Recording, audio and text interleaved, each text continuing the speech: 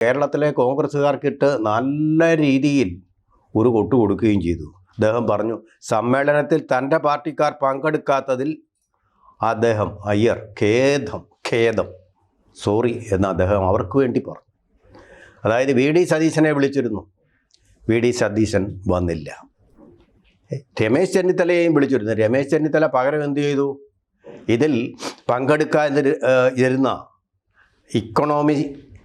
ഇക്കണോമിക്സിന് Nobel സമ്മാനം കിട്ടിയ അമർത്യ സെന്നിനോട് ഈ സമ്മേളനത്തിലെങ്കിലും പങ്കെടുക്കല്ലേ എന്ന് അങ്ങോട്ട് അഭ്യർത്ഥിച്ചു.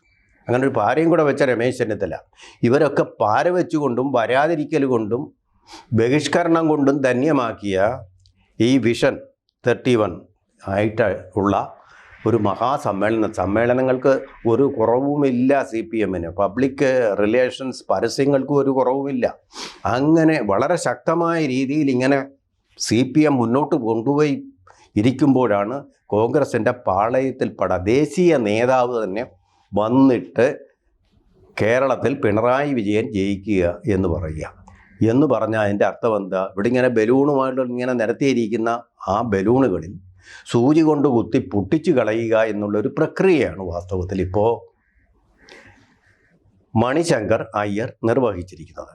കൂടുതൽ വാർത്തകളും വിശേഷങ്ങളും നിങ്ങളിലേക്ക് എത്താൻ ABC മലയാളം സബ്സ്ക്രൈബ് ചെയ്യുക, ബെൽ ബട്ടണും അമർത്തുക.